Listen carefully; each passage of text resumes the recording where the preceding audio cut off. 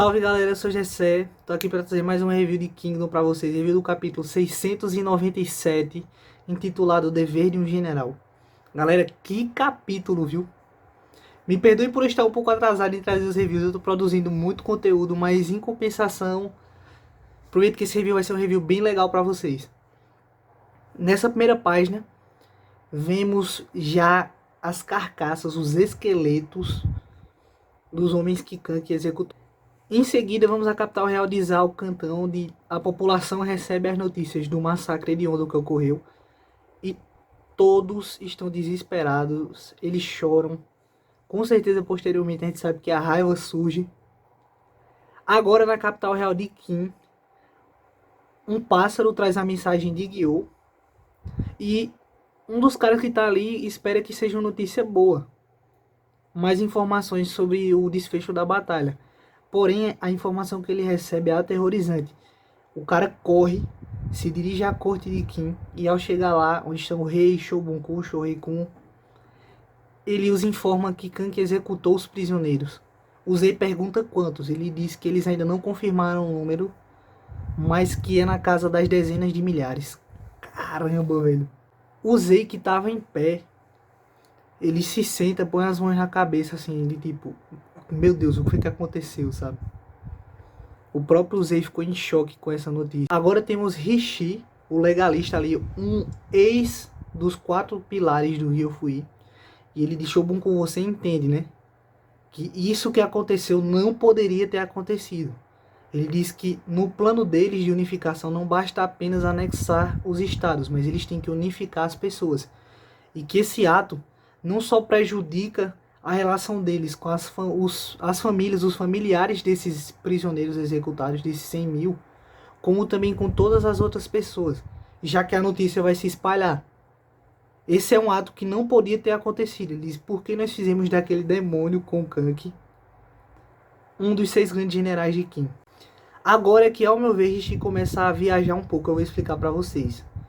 Ele diz que essa é a pior conduta possível vindo de um dos 6 grandes generais de Kim. A primeira coisa que ele diz é que ele não entende muito de assuntos militares, mas eu avisei que fazer do Kank um dos 6 seria um erro. Da mesma forma, ele fala: ele interpretou mal a liberdade de guerrear dada por esse sistema. Essa é a pior conduta possível e vai contra todo o intuito do sistema. É aí que eu acho que o Rishi viajou. Primeiro, que ele justifica a própria viagem dele. Ele diz que ele não entende de assuntos militares. De fato, o sistema, ele é sobre assuntos militares. É sobre jogadas militares.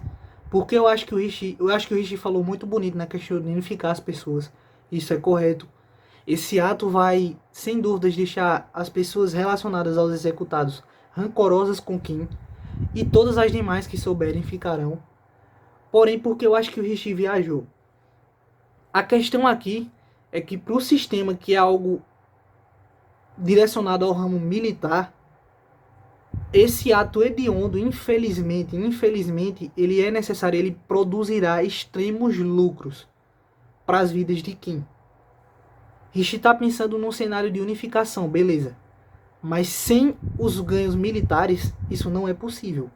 É aí que ele diz: ele interpretou mal a liberdade de guerrear, vai contra os propósitos desse sistema. Haku, que matou 4 vezes mais, era o líder e era um herói para aquela época. Então, assim, é Rishi que não entende os fundamentos do sistema direito. Não havia tempo para esperar decisões, não havia tempo. Eu sei que é um ato, a gente vê pela reação dos Zeus, ele tá com as mãos no rosto só ouvindo isso. E tipo, cara, o que é que eu fiz? Mas que isso não altera o fato de que Kank trouxe uma vitória avassaladora, mesmo sendo horrível esse desfecho. Porém, o Rishi que não entende os fundamentos do sistema. A ideia do sistema é você tomar decisões rápidas, sem ter que esperar ordens do interior, quando muitas vezes você não tem tempo para isso. E como é que isso vai contra os propósitos do sistema, se na época do Reishu ele também queria unificar a China? E quantos homens em campanha, não só Hakuki, mas vários outros generais ao longo da história, principalmente no Shiji ali, são mostrados que executaram prisioneiros. E naquela época o Reishu ele também visava a unificação. Então, assim, o Rishi que não está entendendo muito a essência do sistema voltado para o ramo militar. O Zei finalmente quebra o seu silêncio e se dirige ao Shōriken. Ele pergunta quantos soldados Shōriken pode reunir. Shōriken diz que ele pode reunir a Cavalaria Negra Ryoshiga, Garras da Pantera, aquela que teve um papel essencial em parar a entrada pelo portão principal das forças rebeldes do estado de Ai, a cavalaria de elite que protege o Shōriken. Os caras são brabos. E Shōriken diz que a unidade Koryu também, que foi um dos caras que marchou com Shōriken dentre aqueles seus 1000 homens do destacamento. Mas claro, a unidade Koryu é bem maior. Mas naquela época, Shōriken levou 1000 homens, incluindo Koryu, que é um oficial ali, um dos oficiais mais confiáveis do Shōriken, um cara notável. Diz que ele pode reunir esses dois. Ele pergunta ao Zei para onde o Zei vai enviá-los. E o Zei diz que obviamente para o Kank.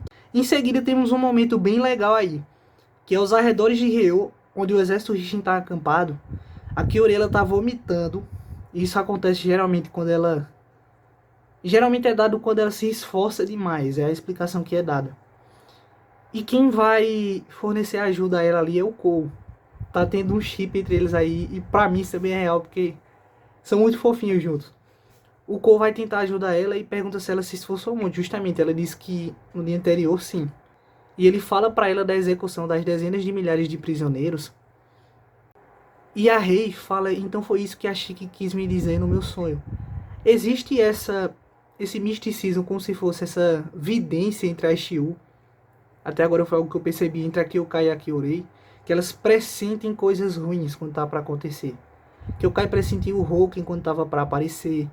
Pressentiu a Kyorei. A Kyorei agora pressentiu esse massacre de prisioneiros, algo ruim que ela sentiu. E ela tá vomitando, ela pede para que o Kou massageie as costas delas e ele vai massagear. Agora vamos ao QG do meu personagem favorito, mas que, meu Deus, tu me faz passar cada vergonha. Ele tá dizendo, merda, eu sabia que... Ele sabia que nós o impediríamos, por isso ele nos mandou para longe. Shin, tu tem 3k de soldados. O que caralho tu ia conseguir fazer contra um QG cheio de soldados do exército Kank? Olha a cabeça desse moleque, velho. Ele disse que ele conseguiria impedir. Ele disse que sabia que ele era um filho da puta, mas que dessa vez ele foi longe demais. Denil fala que tá puto. A gente vê o Naki e os caras que estão ali com ele, os caras que foram transferidos para a unidade de Shin, eles pediram transferência, calados.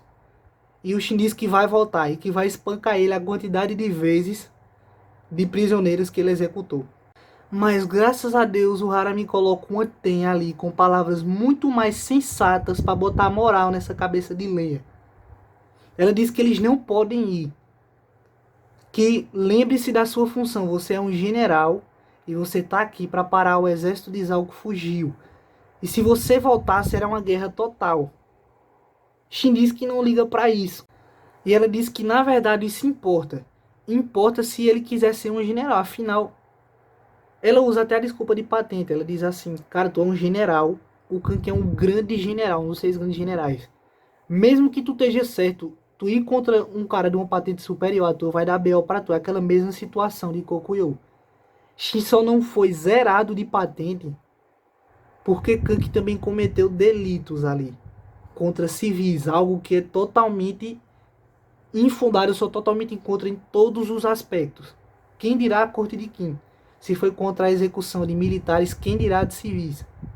Então era BO pro exército Kank também eliminar Shin na época, que era um capitão de 8.000 homens. Digamos assim, comandava 8.000 homens. Eles não sairiam impunes. Mas Shin podia ter a patente. Tanto é que ele se tornaria general ali depois de Kokuyo. Mas por ter matado o Keisha. Mas devido a essa treta com o Kank, ele não teve subida de patente. Teve que passar por todo o arco de Gyou para depois ser promovido a general. Ele seria promovido primeiro do que o Ron Moten. Então é o que ela diz. Ela diz que se ele estiver falando sério, então é melhor ele renunciar ao título de general. Shin ainda não tá entendendo o que Ten tá falando, mas, mano, a menina tá sendo muito pé no chão. Primeiro que é uma decisão de superiores, Shin não pode ir contra superiores. Shin só tem 3.000 homens. Vai ser uma guerra total se ele for contra o exército Kank, que não vai deixar o Shin chegar perto do general deles. Shin tá arriscando a vida dos próprios companheiros para manter uma ideologiazinha dele, que no momento é muito infundada. O próprio Shin é muito inocente com relação à guerra.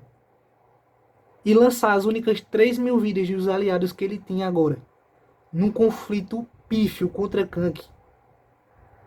Forças de Kim contra forças de Kim. Seria a epítome da estupidez, mesmo tendo essa divergência de ideologias. E é sobre isso o nome do capítulo, de você deve cumprir o seu dever como um general. Ele diz que não entende essas intenções dela. Ela diz que, pensem bem, no momento as pessoas de Zal podem estar surtando e enlouquecendo de raiva com essa notícia. E é possível que eles despachem todo o exército em Reiu, uma das fortalezas, para vir para cima de nós. O exército Kank está nos frangalhos. É por isso que a gente tem que criar uma linha de defesa e impedi-los aqui.